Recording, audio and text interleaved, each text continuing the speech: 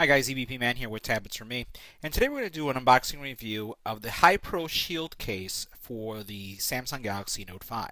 This case was brought to us by Veriscase. Now the case is made out of two primary materials. The majority of it is made out of a TPU material, and you can see in the inside here that you have the banding, and kind of this pattern helps with any kind of impact in dispersing the energy that hits your phone from actually impacting your phone. So that this pattern or design is all about protecting and disbursement of energy based on impact.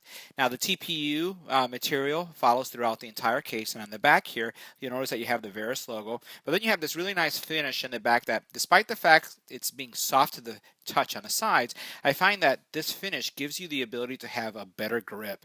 It kind of gives you, it's not grainy like sandpaper, but you can definitely feel the texture here, and it feels good in your hand. Now, the case does have a frame around it. You'll notice this frame here. This frame is made out of a strong TPU material, and I'm separating it so you can see what I'm talking about. And this is going to be available in multiple colors, where you can actually change the look of your phone. So this material provides additional bumper protection. So you have the bumper protection here from the phone on all the corners, but then this also provides additional protection. So primary TPU is not going to add a lot of thickness to your phone, and then what you have is this styled frame that goes all the way around it to protect your phone even further. Let's take a look at how this fits on our phone and how all the cutouts align, and the type of protection that you'll get from using a case like this.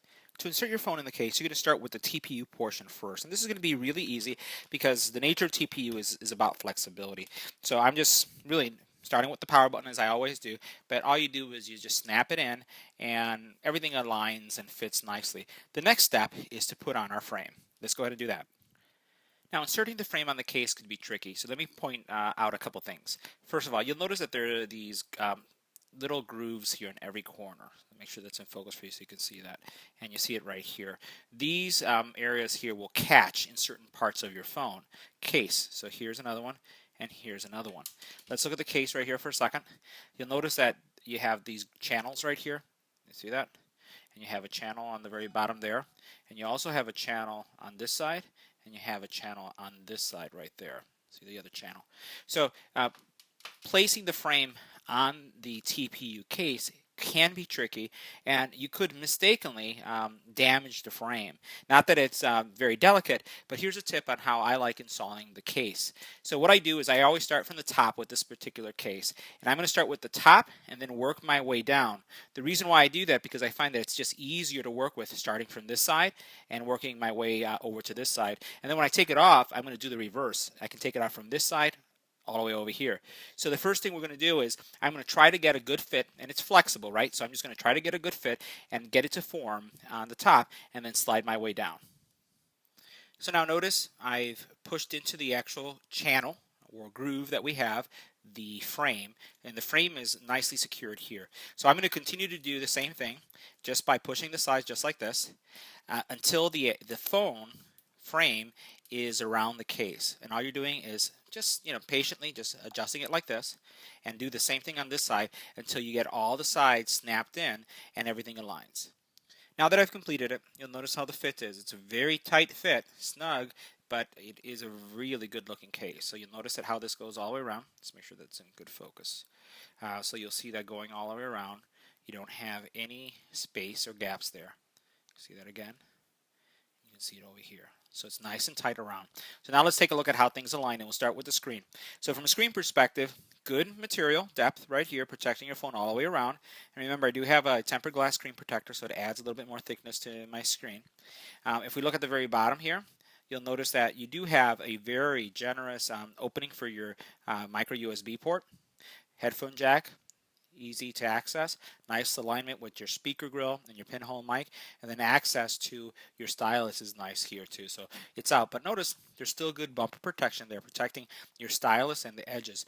This phone has a feature, an air cushion type technology on every single one of the corners to make sure that your phone doesn't receive any damage or cracks. So that's another added nice feature. Now in the back, if we put it in an angle, you're going to see that despite the fact that this is a low profile case, you still have some good protection there. So if I move it over in an angle, you'll see how the camera disappears. So it's not raised at all.